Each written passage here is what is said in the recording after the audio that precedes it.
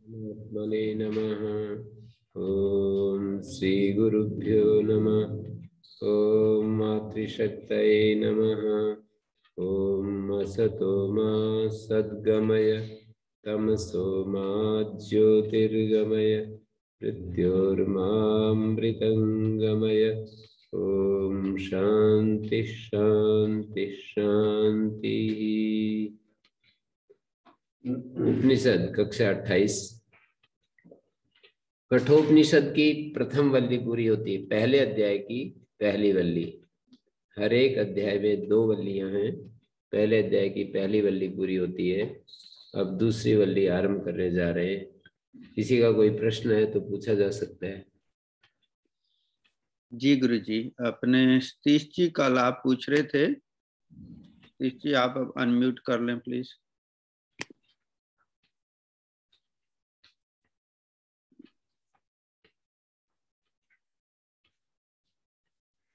जी सतीश जी।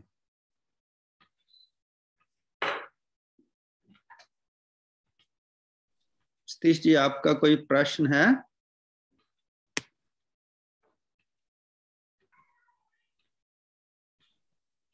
तो जी गुरु जी गुरुजी, मेरा प्रश्न ये है कि आत्मा अगर अमर है तो क्या आत्मा की संख्या निश्चित है? हाँ, आत्माएं तो निश्चित ही है। मतलब आत्मा तो ऐसे उसको थोड़ा सा समझना पड़ेगा। ये तो दार्शनिक एक एक तरीके से इस प्रश्न का उत्तर देंगे। जैसे सांख्य दृष्टि में आत्माएं अनंत हैं, न्याय वैशेषिक की दृष्टि में आत्माएं अनंत हैं। पर यहाँ उपनिषद जो हम पढ़ रहे हैं, यहाँ एक ही आत्मा है, लेकिन वो उपाधि भेद से नाना है। उपाधि भेद से नाना है माने एक एक अंतःकरण उपाधि में उसकी जो उपस्थिति है, उसी को एक एक आत्मा के रूप में देख रहे हैं। एक एक अंतःकरण में जो एक ही आत्मा की अलग अलग जो उपस्थिति है, उसी को नानात्व के रूप में फिर देखेंगे। तो जिस रूप में भी आप देखें, व्यवहार दशा में हम जो इस संसार में अलग अलग जीवों के रूप में जो एक एक शरीर के रूप में हम देख रहे हैं, वो उसको देखते हुए आत्मा तो अनंत है, उनकी कोई संख्या निश्चित नहीं है। माने एक एक जो ये हम जिनको बैक्टीरिया कहते हैं, वो भी एक एक अलग आत्मा हो जाते हैं। तो कितनी संख्या हो सकती है?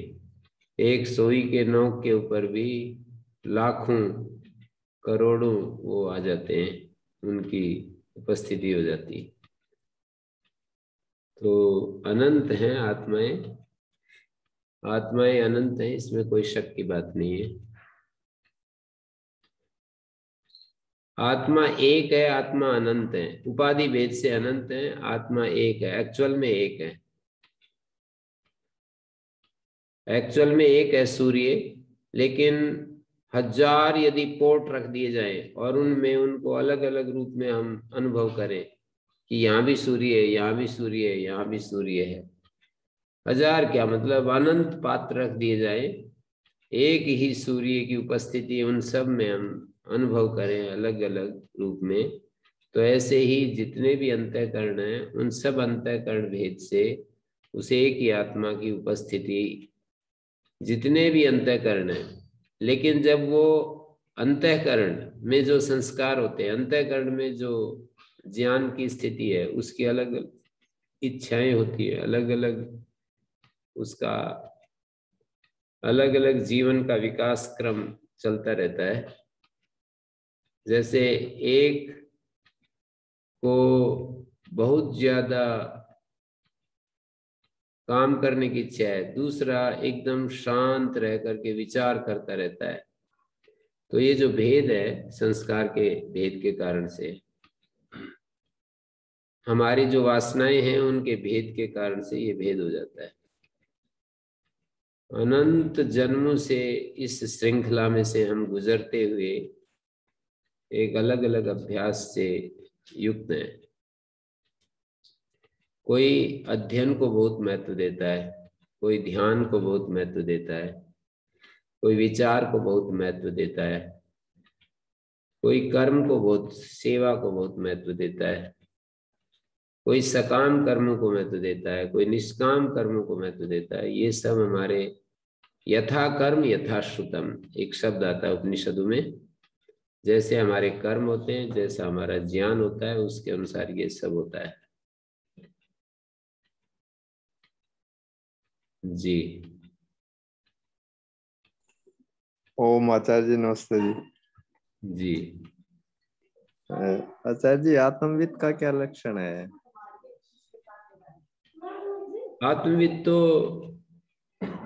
आत्मविद का लक्षण है कि उसकी सारी कामनाएं पूरी हो जाती हैं। वो आप्त काम हो जाता है, अकाम हो जाता है, निष्काम हो जाता है, पूर्ण काम हो जाता है, शांत हो जाता है, समता में प्रतिष्ठित हो जाता है।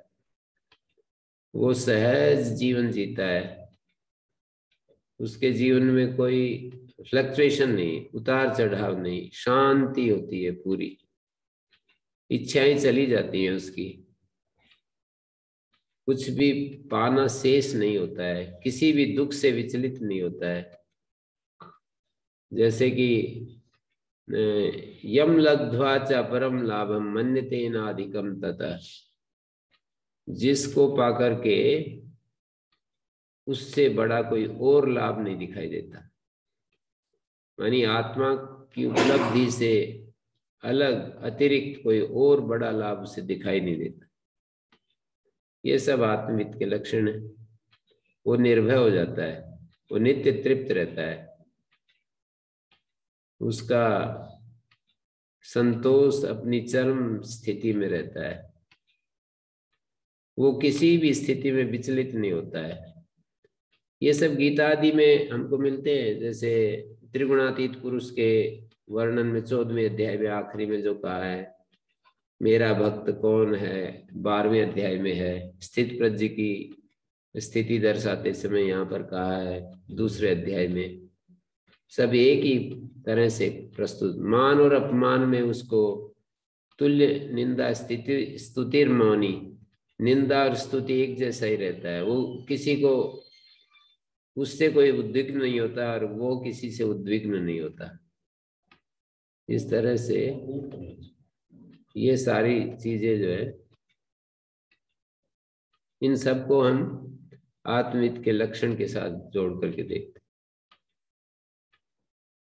जी। प्रणाम गुरु जी। जो सतीश जी ने पूछा था उपाधि और आत्मा की संख्या, तो इसी में गुरु जी जैसे आपने कहा अंत्यकरण में हमारे संस्कार और ज्ञान के कारण हमारे ऊपर उपाधि है।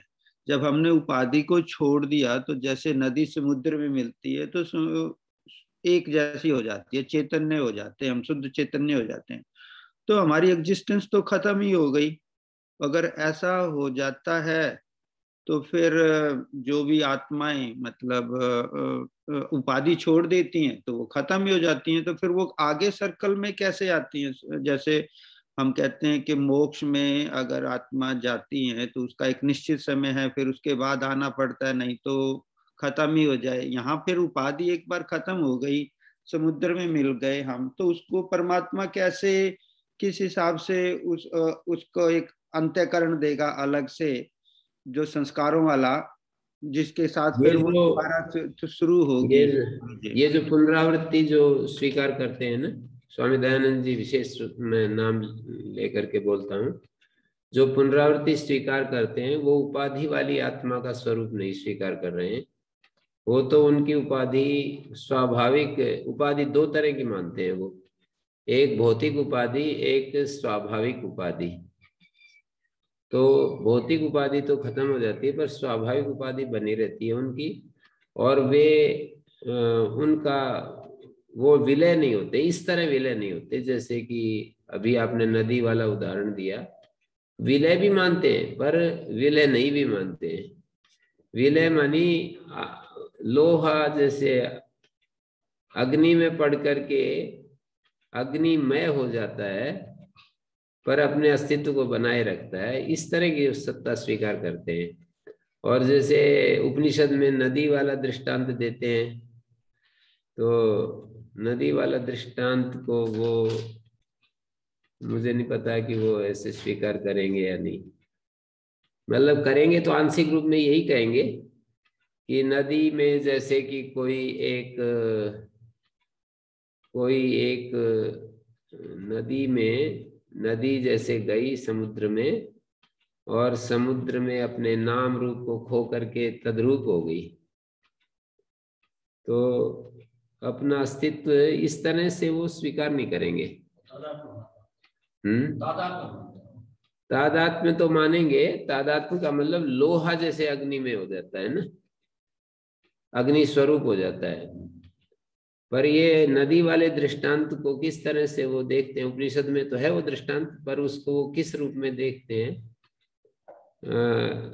संस्कृत शब्दों में इतनी ज्यादा सामर्थ्य है कि जो भी हम इनसे निकालना चाहते हैं वो सब निकलता रहता है। इसलिए इतने ज्यादा जो मत हैं, मतांतर हैं, इतनी ज्यादा दृष्टियां हैं, इतने ज्यादा दर्शन शास्त्र हैं, वो सब तो इसलिए वो वापिस नहीं मानते हैं। पहली बात मैं बताऊं, ये जो नाम रूप छोड़ करके और उसमें उपाधि छोड़ करके, एक तो ये प्रयोग किया आपने कि वो तो हमारी सत्ता ही खत्म होगी। सत्ता तो हमारी चेतन स्वरूप है, वो तो खत्म नहीं होती, चेतन स्वरूप से बने रहते हैं। लेकिन हाँ, वहां से पुनरावृत्ति तो नहीं मानते। जो मुक्त हो गए हैं, जो स्वर्ग में होते हैं, ब्रह्मलोक में होते हैं, वहां तक तो सब मानते हैं पुनरावृत्ति। लेकिन लोक से तो पुनरावृत्ति मानते हैं, लेकिन जिनको कहना चाहिए जो मुक्त हो गए वो लोक में नहीं होते हैं। जो मुक्त हो जाते हैं उनको लोक में स्थिति नहीं मानी जाती, तो उनका आना जाना नहीं होता, मुक्तों का आना जाना नहीं होता। पर जो अलग अलग लोक में रहते हैं, पृथ्वी लोक में, स्वर्ग लोक में, ब्रह्म लोक में, अब ये एक अलग प्रश्न उठ जाता है। क्योंकि हम जिस पृष्ठभूमि में, स्वामी दयानंद की पृष्ठभूमि में यदि विचार करेंगे तो वहाँ इस तरह की कोई व्यवस्था नहीं है कि ये ब्रह्मलोक अलग है, स्वर्ग लोक अलग है, पृथ्वी लोक पर ही है सारे लोक। पृथ्वी लोक में ही स्वर्ग लोक है, पृथ्वी लोक में ही ब्रह्मलोक है, पृथ्वी लोक के ऊपर ही इसी शरीर में। तो जिस दर्शन को हम लेकर चलते हैं उसी के अनुसार विचार करेंगे। हम सारे दर्शनों को अपनी अलग अलग स्थिति में विचार कर सकते हैं, सबको मिला करके हम गडमड करके तो देख नहीं सकते, समाधान भी नहीं मिलेगा। तो इसलिए मैं तो ऐसा समझता हूँ कि उस दृष्टि में तो आत्माएं अपनी सत्ता बनाए रखती हैं। जैसे कि लोहा अग्नि में तादात्म्य को प्राप्त हो जाता है, पर लोहा के रूप में बना रहता है, और एक निश्चित समय के बाद वो फिर आ जाते हैं, फिर मुक्ति में जाते हैं, फिर आ जाते हैं, ऐसे उनका चलता रहता है ये। जी गुरुजी, बट ये शंकरा जी कैसे कह रहे हैं कि जो उनकी उपाधि रहित हो गई तो चैतन्य में, मतलब वही नदी समुद्र में जाके चली गई, तो अब फिर उसका अगर ऐसे ही चलता रहा तो फिर ये सारी की सारी जो अपने संस्कार हैं मन बुद्धि से जुड़े हुए वो खत्म हो जाएंगे कभी न कभी। तो हाँ, हो ही जाते हैं, उधर से नया ही नहीं कोई उपाधि आएगी। हाँ, बिल्कुल नहीं आएगी उपाधि, कोई नई नहीं बनती है। एक बात तो ये, मतलब मन बुद्धि अंतःकरण जो होते हैं ना, अंतःकरण नए निर्मित नहीं होते हैं। अंतःकरण अपने कारण में लीन हो जाते हैं। अंतःकरण अलग से निर्मित नहीं होते हैं। आत्मा भी अलग से निर्मित नहीं होती है, अंतःकरण भी अलग से निर्मित नहीं होते हैं। फिर एक समस्या आपकी तरफ से आएगी, आप कहोगे कि फिर तो ये सृष्टि चक्र ही खत्म हो जाएगा। माने जब नए उत्पन्न नहीं होते हैं और ये एक एक उपाधि छूटती जा रही है, तो फिर ये चक्र कैसे चलेगा? इसका उत्तर तो वो यही देते हैं। मैंने जहां तक देखा है, इसी बिंदु को पकड़कर महर्षि दयानंद ने पुनरावृत्ति को स्वीकार किया, नहीं तो प्राचीन दार्शनिक तो कोई पुनरावृत्ति मानता नहीं है। और पुनरावृत्ति के लिए ये एक तर्क प्रबल है उनके पास, और इस तर्क का उत्तर जो है ना उन्होंने भी खोजा ही है। जो नहीं मानते वो ये कहते हैं कि अनंत का गणित यही है कि अनंत में से अनंत काल तक अनंत आत्माएं निकलती जाएंगी तो भी अनंत ही रहेगा। इस तर्क को कोई स्वीकार करेगा, कोई नहीं करेगा। अनंत आत्माएं भी यदि अनंत काल में अनंत आत्माएं एक एक करके मुक्त होती चली जाएंगी तो भी अनंत तो अनंत ही रहेगा, मतलब अनंत में कमी नहीं आएगी। पूर्णमदः पूर्णमिदं पूर्णात् पूर्णमुदच्यते, ऐसा तर्क युक्ति आदि देते। अब ये सब तर्क सबको पसंद नहीं आते हैं, ये एक समस्या रहती है। सारे तर्क में सब संतुष्ट नहीं होते, तो जो जिस तर्क से संतुष्ट हो जाए उसके अनुसार अपनी संतोष को बनाए रखकर, और अपना परम कर्तव्य हमारा यही बनता है कि हम अपने आप को शुद्ध करें, अपने आप को प्योर करें, और निरंतर अपने उस आत्म स्वरूप को पहचाने जाने, और निरंतर उस स्थिति को बनाए रखने के लिए हमारी साधना चलती रहे। ये एक कर्तव्य रह जाता है। ये एक सज्जन पूछ रहे हैं। हाँ जी, यदि इस दृष्टिकोण से जहाँ आत्मा को एक ही माना गया है, इस दृष्टिकोण से जब कोई मुक्त हो जाएगा तो उसने अपनी उपाधि छोड़ दी। उपाधि छोड़ने के बाद ये उपनिषद में बार बार ये भी आता है कि वो आनंद रहता है, आनंद का भोग करता है। कौन भोग करता है? उपाधि तो है नहीं उसके पास, उसका एक प्रकार से अस्तित्व उसमें मिल गया। नहीं, मैंने बतलाया कि मुक्त पुरुष आनंद का भोग करता है, ये भाषा नहीं बोलेगी। आनंद स्वरूप रहता है। भोक्ता के लिए तो द्वैत चाहिए ना। ये उपनिषदों में कहीं भाषा नहीं मिलेगी कि वो जो मुक्त हो गया वो आनंद का भोग करता रहता है। ब्रह्मलोक में आनंद का भोग करते हैं, ये जरूर बताएंगे। ब्रह्मलोक से पुनरावृत्ति भी बताएंगे। आनंद का अनुभव किए बिना कैसे कह सकते हैं आनंद स्वरूप? कोई अनुभवता तो है नहीं, वो तो यही तो उदाहरण देते हैं। जैसे दीपक एक अंधेरे में जल रहा है और उसके सामने बहुत सारी चीजें होती हैं, तो उनको प्रकाशित करता है। सारी एक एक चीज निकल जाए कमरे में से और अकेला दीपक रह जाए तो अकेला दीपक भी चलता रहेगा। ये युक्तियां सब तर्क हैं। अब इन युक्तियों से कोई प्रसन्न होगा, कोई नहीं होगा। बाकी सब प्रश्नों पर विचार तो किया ही है।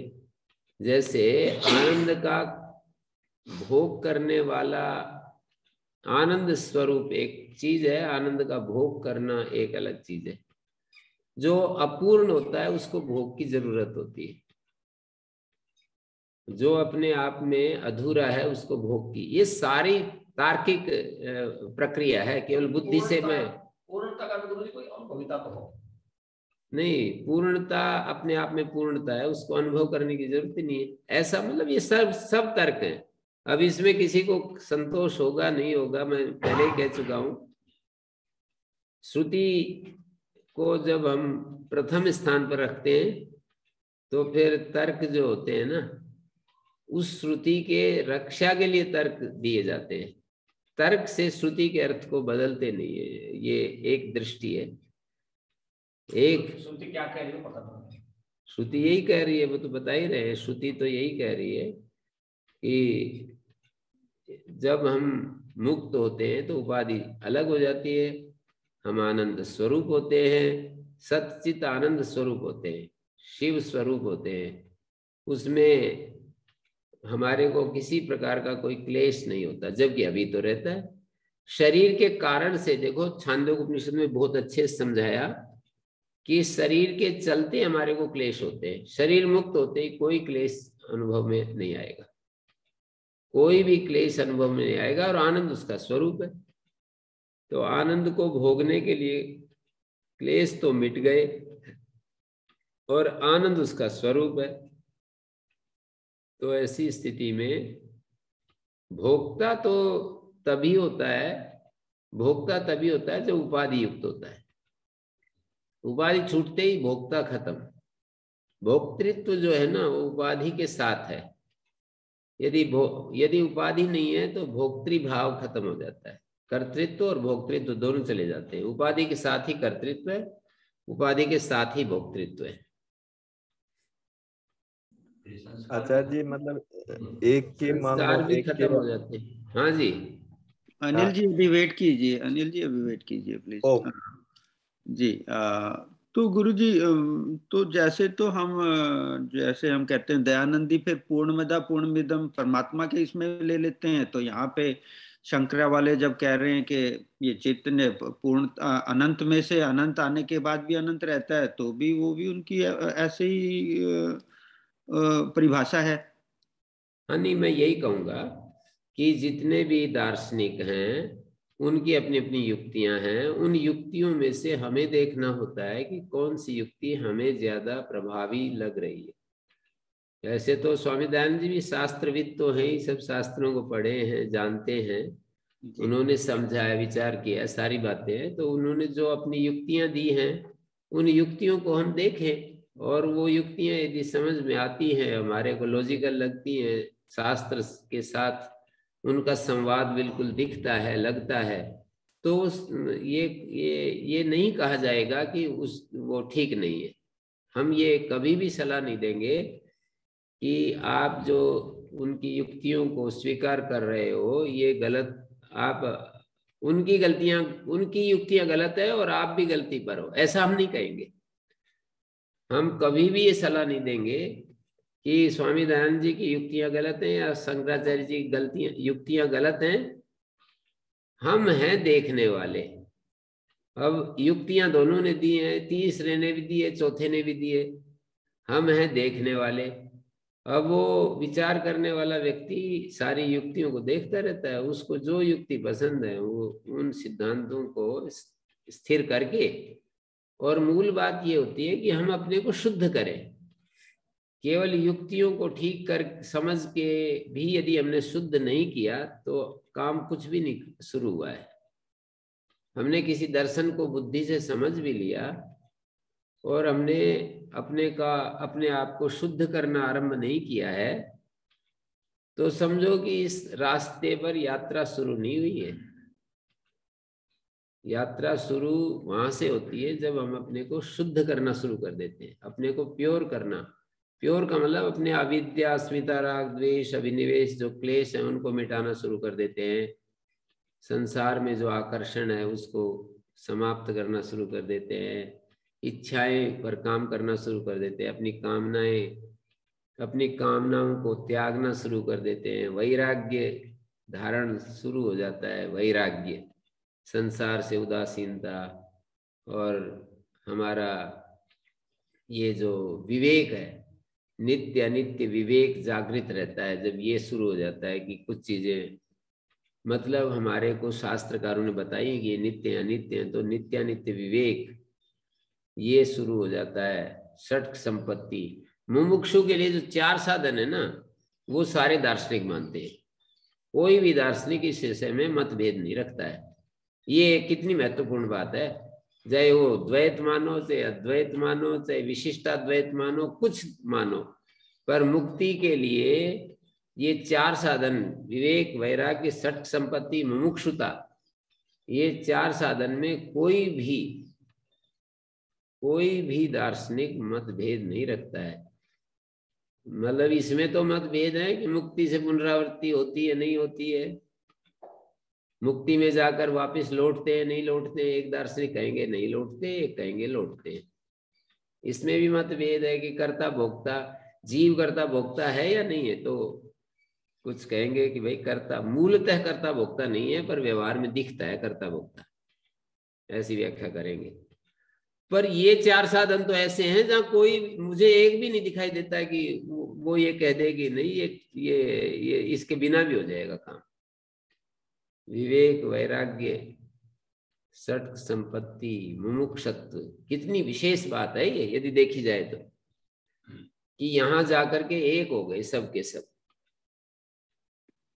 मतलब अद्वैत द्वैत में मतभेद है कितने, कोई कहेगा अद्वैत है, कोई कहेगा द्वैत है, पर जो हमारी बुद्धि में नित्य और अनित्य चीजें दिखाई देती है कि ये नित्य है, ये अनित्य है, ये अनित्य के प्रति वैराग्य हमें करना है और सठ संपत्ति को हमें सिद्ध करना है, मुमुक्षत्व को हमेशा सजग रखना है, इसमें कोई भी किसी का मतभेद नहीं है। जी गुरु जी। धर्नुपामा जी, आप अनम्यूट कर लें प्लीज।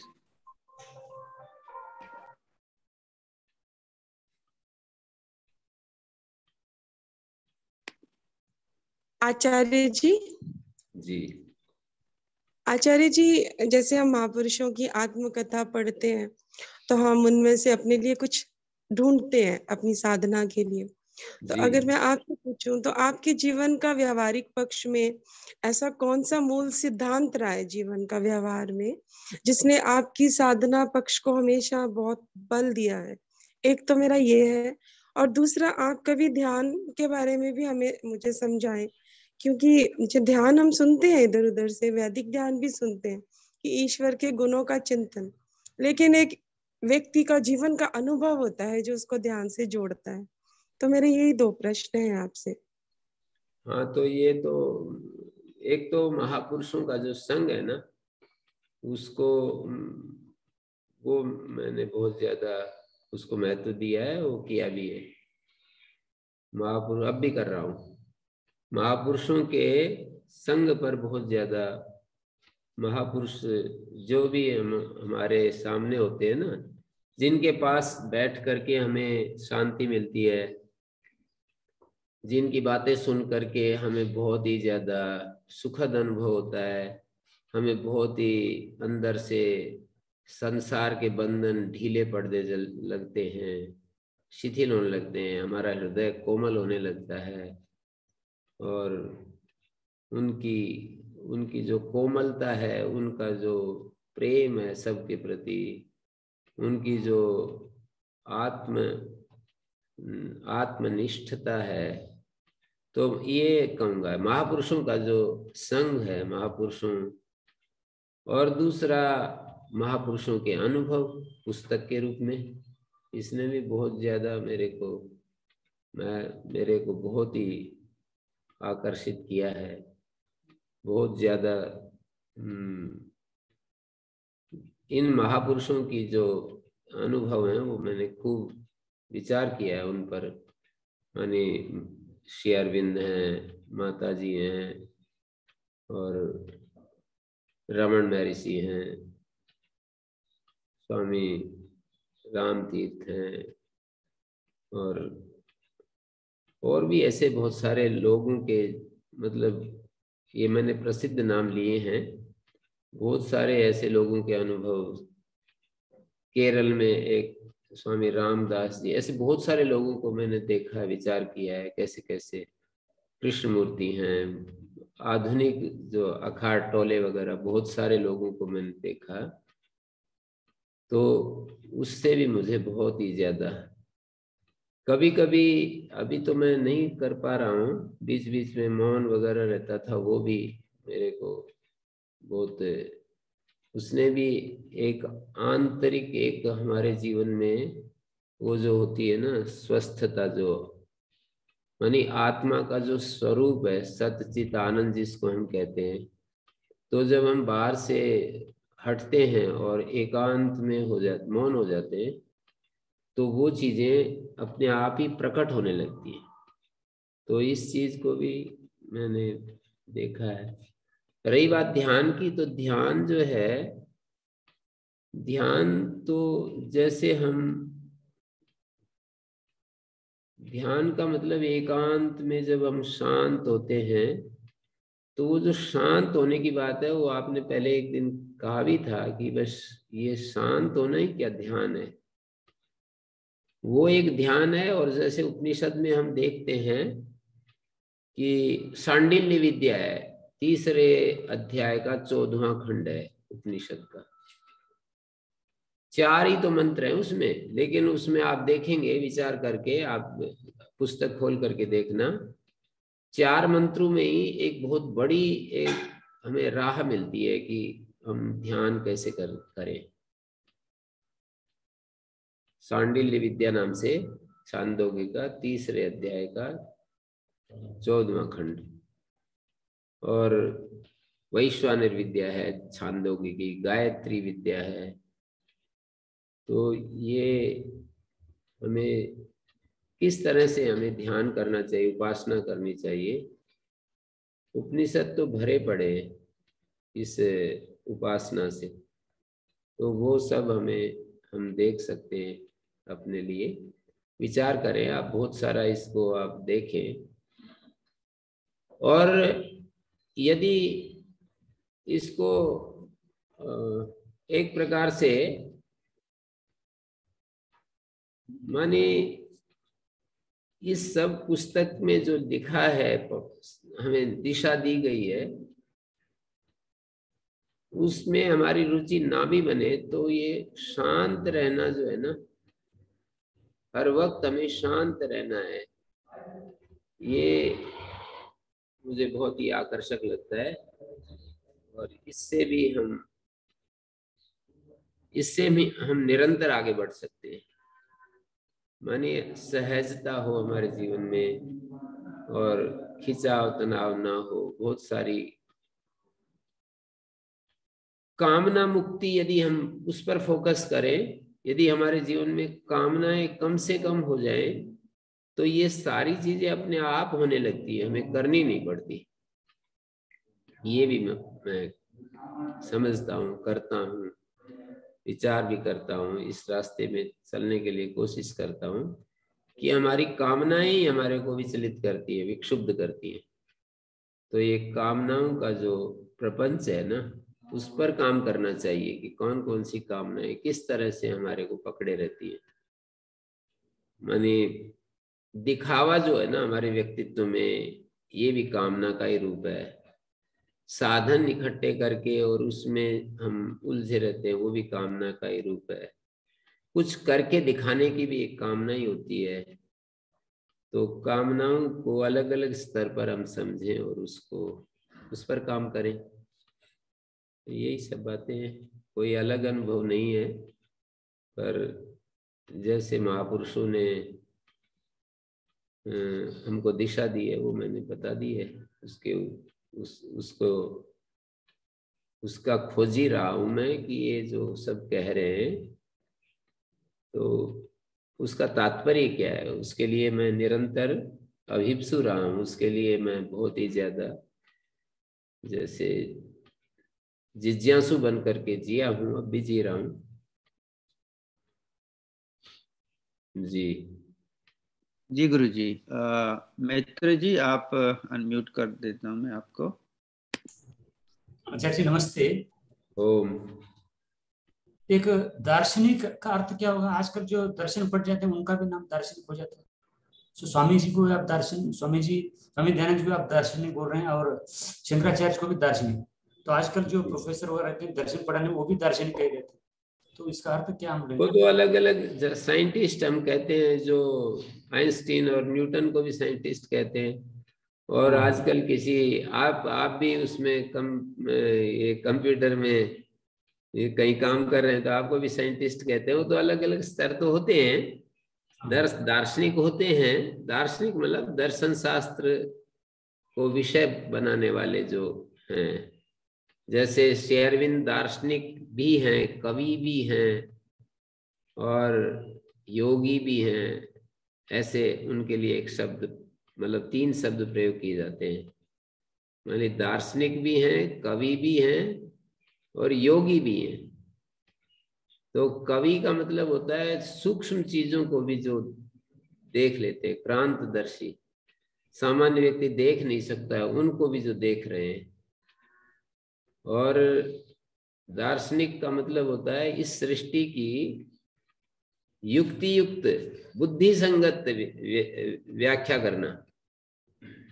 और योगी का मतलब जिसने अपने मन को पूरा साध लिया है। तो दार्शनिक का यही तात्पर्य मैं समझता हूँ कि इस अस्तित्व की युक्ति, ईश्वर साक्षात्कार ये पहले क्राइटेरिया होना चाहिए। तो ईश्वर साक्षात्कार तो अनुभव जो बोल रहे थे आप, हाँ वो तो ये इसके बिना कोई मतलब ही नहीं है ना। तो वो क्राइटेरिया बड़ा है। इसके बिना तो क्या मतलब है, कोई बुद्धि वो नहीं है ना। वो जो उन्होंने अनुभव किया होता है ना, दार्शनिक वो होते हैं जो उन्होंने अपने भीतर अनुभव किया हुआ होता है, उसको लॉजिकली प्रूव करके दिखाते हैं सबके सामने, पूरे अस्तित्व की व्याख्या। इसलिए श्री अरविंद ने लाइफ डिवाइन पुस्तक, लाइफ डिवाइन पुस्तक उन्होंने, उनका दर्शन शास्त्री है। तो हम लोग ऐसा नहीं कि बुद्धि की कसरत दार्शनिक करने वाले दार्शनिक होते हैं। बुद्धि से हम विचार करते रहते हैं, विचार करते नहीं, ऐसा नहीं। वस्तु पहले देखते हैं और फिर उस वस्तु को देख करके शास्त्र आदि को सामने, शास्त्र वगैरह को जो है ना, कुछ दार्शनिक ऐसे भी हैं जैसे कृष्णमूर्ति है, वस्तु तो दिख रही है उनको, लेकिन वो शास्त्रों को नहीं देखते, जो दिख रहा है उसको अपने तरीके से प्रस्तुत करते जा रहे हैं। श्री अरविंद ऐसे हैं कि वस्तु दिख रही है, शास्त्र भी दिख रहे हैं, शास्त्र को अपने देखे हुए अनुभव, अपने साक्षात्कार के अनुसार शास्त्र की व्याख्या करके दिखा रहे हैं। महर्षि दयानंद भी वस्तु दिख रही है, शास्त्र भी दिख रहे हैं, उन शास्त्रों की जो उन्होंने देखा उसकी व्याख्या कर रहे हैं। शंकराचार्य जी भी ऐसे ही, वस्तु दिख रही है, वस्तु का मतलब आत्म तत्व, वस्तु को आत्म तत्व कहते हैं। आत्म तत्व दिख रहा है जो कभी जन्म नहीं लेता, कभी मरता नहीं है, जो सच्चित आनंद है, जो इस सृष्टि का मूल है, ऐसा जो आत्म तत्व है वो दिख जाता है, इनको अनुभव में आ जाता है, साक्षात्कार अनुभव में, साक्षात अनुभव में आ जाता है। फिर उसकी बुद्धि संगत व्याख्या करते हैं। तो जी अनिल जी, आप अनम्यूट कर लें प्लीज। ओम आचार्य जी, मैं ये पूछना चाह रहा था, जैसे माया और प्रकृति दोनों समकक्ष हैं, अगर समकक्ष हैं तो फिर एक त्रिगुणात्मक रूप में जो सात्विक रूप है उसको शांति की अवस्था भी माना है, और उधर जो है अगर कबीर का चिंतन पढ़ते हैं तो उसने उसको ठगनी कह दिया है। वो किस तरह से तालमेल बैठता है इसमें, प्रकृति में और माया में? नहीं, वो एक ही है। प्रकृति कहो, माया कहो, ठगनी कहो, कुछ भी नाम रख दो, प्रकृति में जो उसका सात्विक अंश है वो तो हमारे लिए सहयोगी है, राजसिक तामसिक अंश ठगनी है। प्रकृति कोई ऐसी तत्व नहीं है कि वो एक रूप में हो, उसका जब सात्विक अंश उभरता है तो राजसिक तामसिक जो है नीचे चले जाते हैं, और बिल्कुल वो कम से कम उनका स्वरूप जो है ना वो बाधक स्वरूप हट जाता है। तो प्रकृति का बाधक स्वरूप हट गया और सात्विक स्वरूप उजागर हो गया, तो कहेंगे कि प्रकृति हम अपवर्ग की तरफ आगे ले जा रही है हमको। प्रकृति का राजसिक स्वरूप आगे आ गया, राजसिक तामसिक, तो कहेंगे कि प्रकृति हमें भोग दे रही है। और प्रकृति का राजसिक तामसिक और ज्यादा उजागर हो गया तो भाई ये ठगनी बन गई है।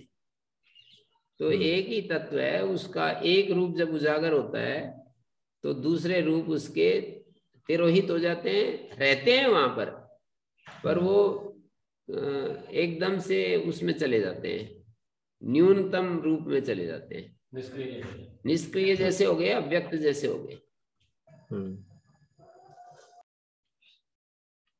जी तो इसलिए कहा जाता है कि सात्विक रूप को अधिक से अधिक उभारने की जरूरत है। साधन इसीलिए करते हैं कि सात्विक रूप हमारे भीतर सात्विक रूप उजागर रहे, उभरता रहे, निरंतर बना रहे। राजसिक और तामसिक जो है ना वो मतलब वो हट जाएं, उसका मतलब ये होता है कि अपने न्यूनतम स्वरूप में चले जाएं। जी प्रद्युम्न जी, आप पूछ लीजिए जी, अनम्यूट करते हैं।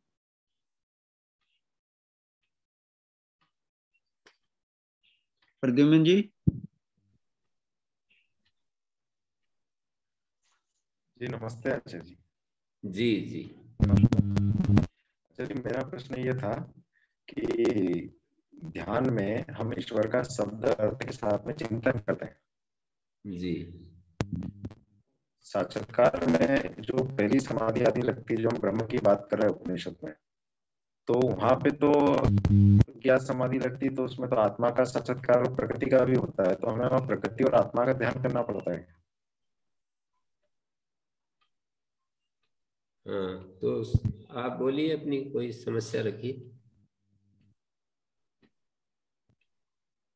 मैं कह रहा था कि प्रकृति और आत्मा का ध्यान भी करना पड़ता है क्या? अच्छा, ये बोल रहे हैं।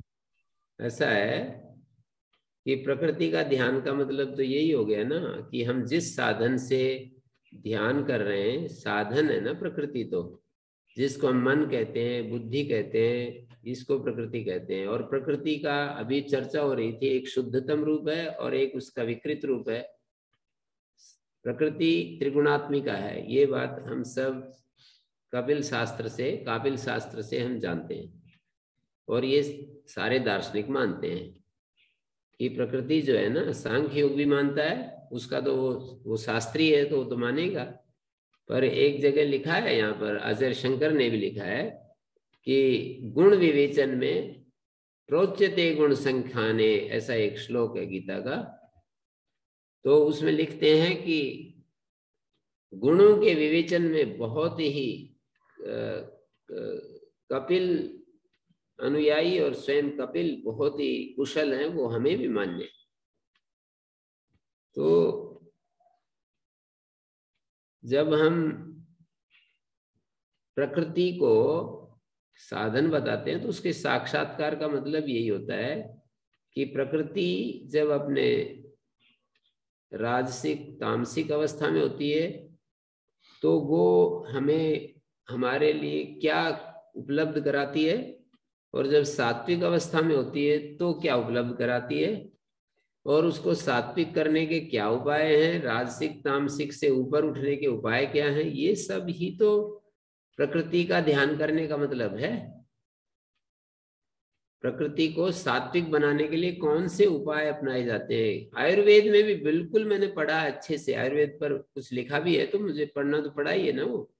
उसमें भी ठीक ऐसे कहा है कि 2 तरह के रोग होते हैं, एक शारीर और एक मानस। और शारीर रोग तो हमारे वात पित्त कफ की विषमता के कारण, धातु वैषम्य के कारण होते हैं। और मानसिक व्याधि जो है ना, वो सत्व रज तम से जुड़ी हुई है, ऐसे कहते हैं। सत्व का मतलब स्वास्थ्य और रजोगुण तमोगुण का मतलब, रजोगुण तमोगुण का मतलब अस्वस्थता, रोग। तो प्रकृति का अवलोकन या प्रकृति को समझने का और प्रकृति का ध्यान का मतलब यह है कि प्रकृति के रजोगुण तमोगुण रूप को, जो उसका चंचल रूप है, उसकी जड़ता जो है ना, उसको नियंत्रित करना, और उसका जो सत्व रूप है, उसका जो प्रकाश स्वभाव है, उसको अधिक से अधिक उजागर करना।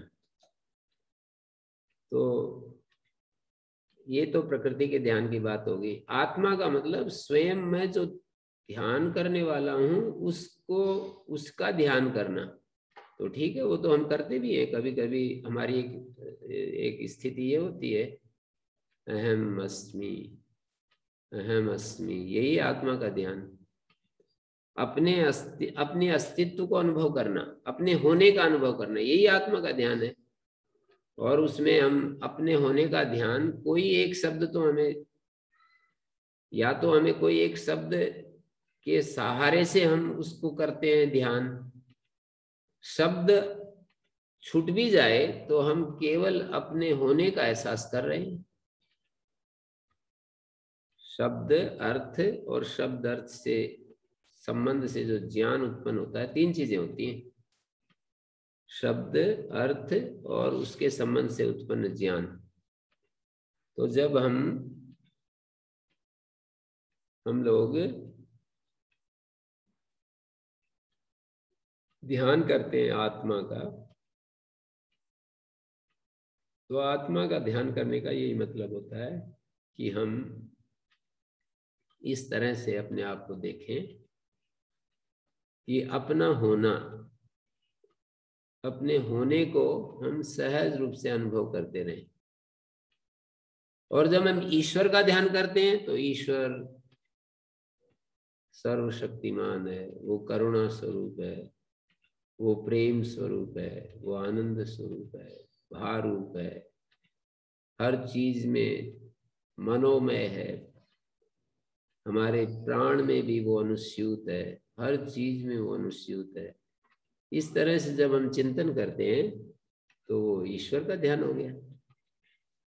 यानी ईश्वर जो इस संसार का अंतर्यामी है, उसके बारे में जब विचार करते हैं, वो मुझ में भी है, मेरा जो ये व्यक्तित्व है इसमें भी वो ओतप्रोत है, सर्वत्र है, सबका नियंत्रक है।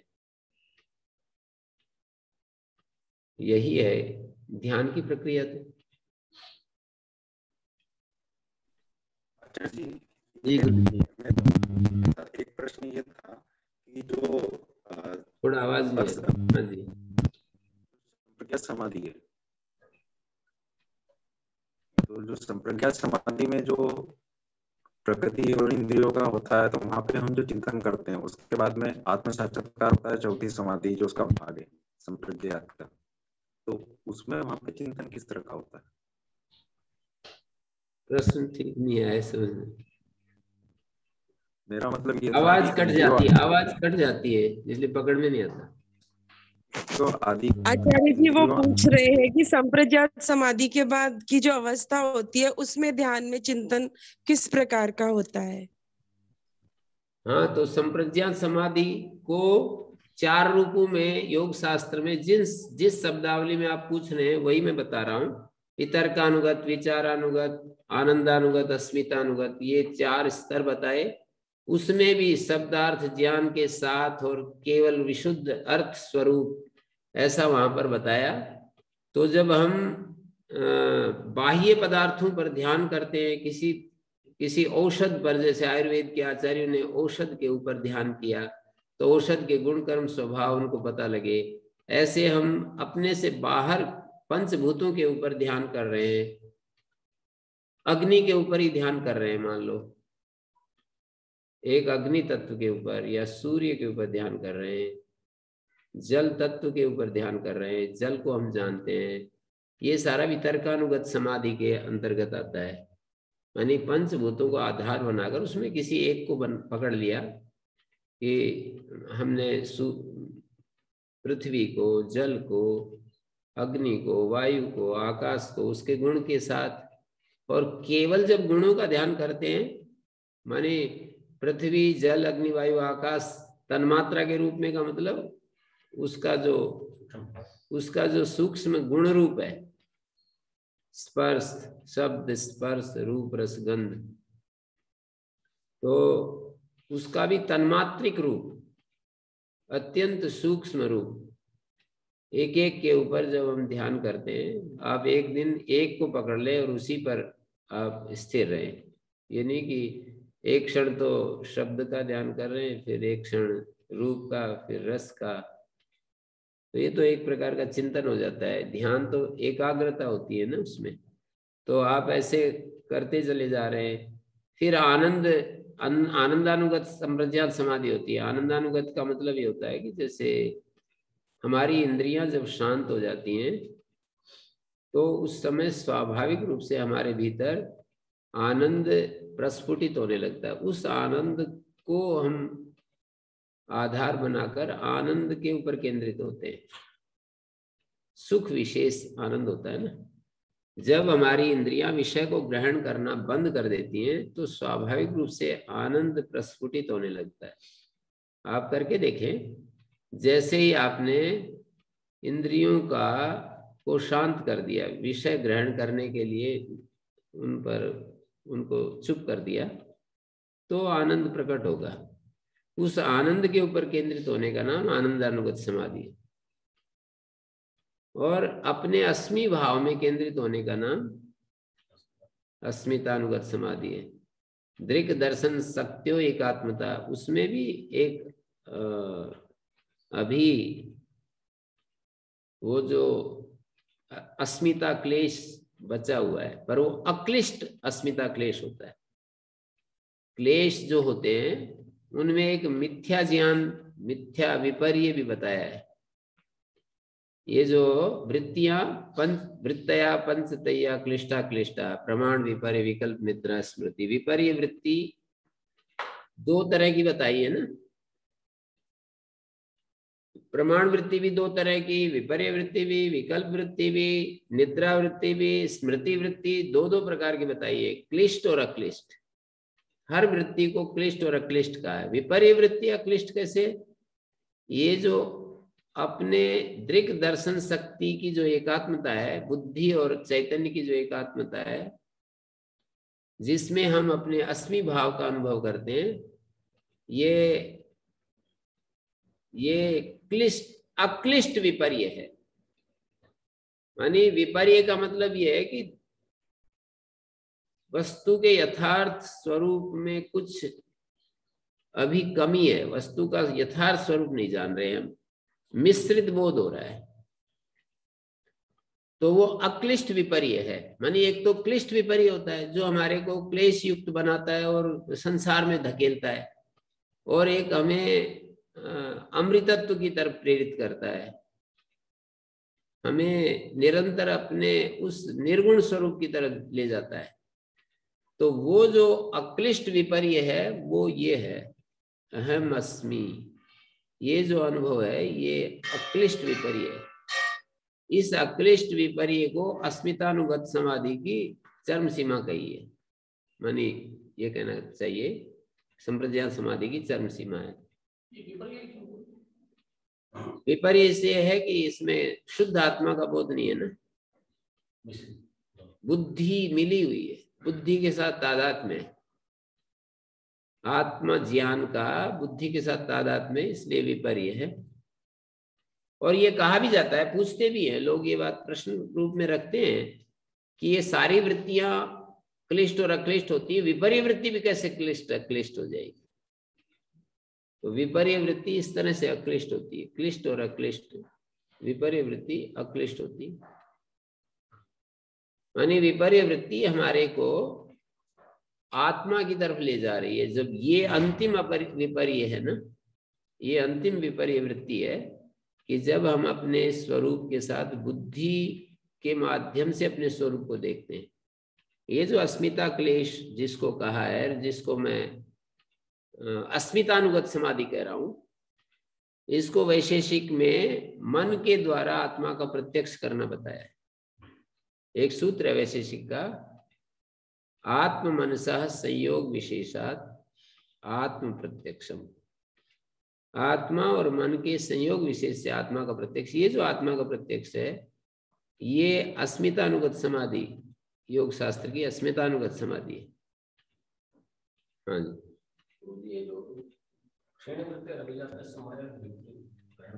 इसमें तो इंद्रियों को भी विषय बताया है समाधि का, ध्यान का, और को भी बताया। वहां पर अभिजातस्य मणे ग्रहित्री ग्रहण ग्राह्येषु ऐसे जो कहा है ना, ग्राह्य विषय दो है, स्थूल और सूक्ष्म, और ग्रहण जो है मैंने बता ही दिया। संप्रज्ञात में तो ये चार ही है जो सारे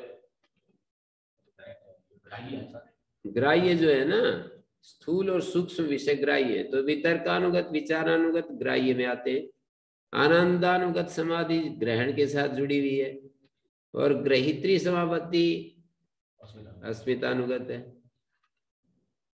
तो मन हमारा जब शुद्ध हो जाता है, मन निर्मल हो जाता है, अभिजात मणि की तरह निर्मल हो जाता है। अभिजातस्य मणि ग्रहित्री ग्रहण ग्राह्य तदंजनता समापत्ति, उसमें स्थित होकर के चित्त जिसमें भी स्थित होगा वो तदाकार हो जाएगा। तदंजनता, तदाकारता।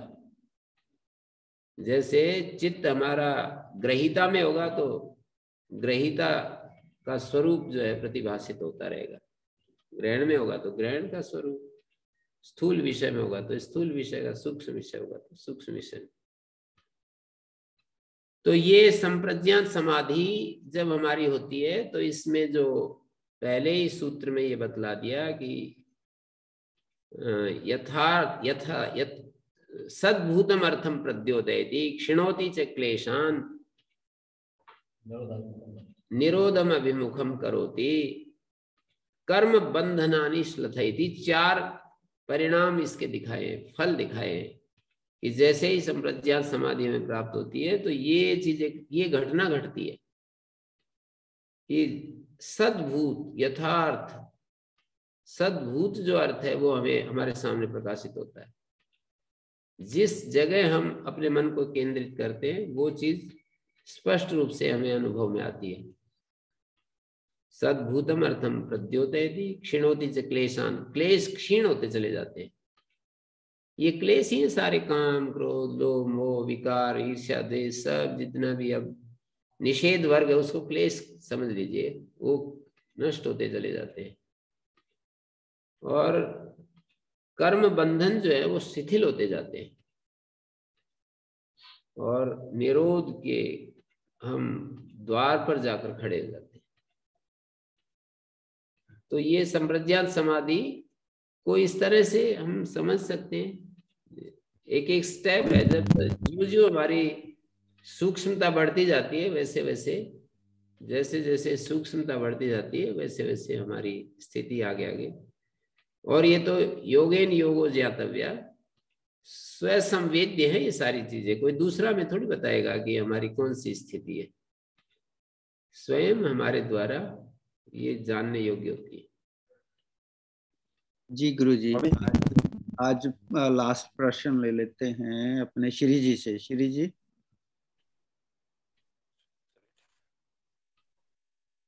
श्री जी आप अनम्यूट करें। हाँ हाँ, मैं अनम्यूट हूँ, सॉरी। नमस्ते गुरुजी। मेरा प्रश्न जो था शायद आपने उसका उत्तर दे दिया है, क्योंकि मैं सोच रहा था कि जो संप्रज्ञात समाधि के बाद चर्चा चल रही थी, आपने उसमें एकाग्रता की का वर्णन किया, और मैं सोच रहा था कि जैसे कि आपने बताया कि वो सवितर्क, सविचार, सानंद और शास्मित 4 तरह की जो आपने भेद बताए, मैं उसको रिलेट कर रहा था कि शायद वो जो मन की 5 अवस्थाएं हैं, क्षिप्त, मूढ़, विक्षिप्त और एकाग्रता, और फिर निरुद्धता, ऑफ कोर्स लास्ट वन है जो, तो उनसे कोई इनका रिलेशनशिप है? मतलब एकाग्रता का शब्द आपने यूज किया तो मैं सोचा शायद आप उसी की तरफ ले जा रहे हैं, इसीलिए मेरा प्रश्न उठा था। नहीं, वो एकाग्र तो ठीक है, पर वितर्क, ये क्षिप्त, मूढ़, विक्षिप्त 3 अवस्थाओं में तो कोई समाधि होती ही नहीं है जो योग पक्ष में जिसको हम डालें। साफ साफ हमारे शास्त्रकारों ने कहा है कि क्षिप्त, मूढ़, विक्षिप्त, विक्षेपोपसर्जनी भूता समाधि न योग पक्षे वर्तते, ऐसे संकेत मिल रहे हैं। क्षिप्त और मूढ़ अवस्था में भी समाधि कभी हो सकती है, क्योंकि सार्वभौम चित्तस्य धर्म, लेकिन योग पक्ष में तो एकाग्र अवस्था में जो समाधि होती है वही होती है। क्षिप्त, मूढ़, विक्षिप्त अवस्था में कभी हमारा मन एकाग्र हो भी जाए तो उसको योग नाम नहीं दे सकते, ऐसे कहा गया है।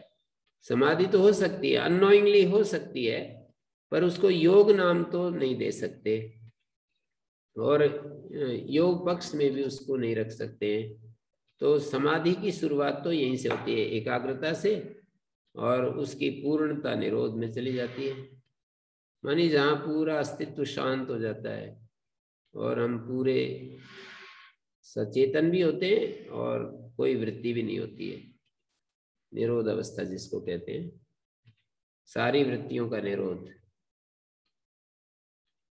जी गुरु जी, एक सतीश जी भी पूछ रहे हैं। ओम सतीश जी, आप अनम्यूट कर लें। चलिए आज हम लास्ट प्रश्न पूछ के कल से हम द्वितीयवली करेंगे। जी सतीश जी। गुरुजी, मेरा प्रश्न ये था कि एकाग्रता को बढ़ाने के लिए हम प्रयत्न करें कि हमारी एकाग्रता उस लेवल तक चली जाए कि जिसमें समाधि प्राप्त हो जाए। हाँ जी, उससे पहले चित्त शुद्धि का प्रयत्न करें, क्योंकि एकाग्रता ऐसे बढ़ती नहीं ना।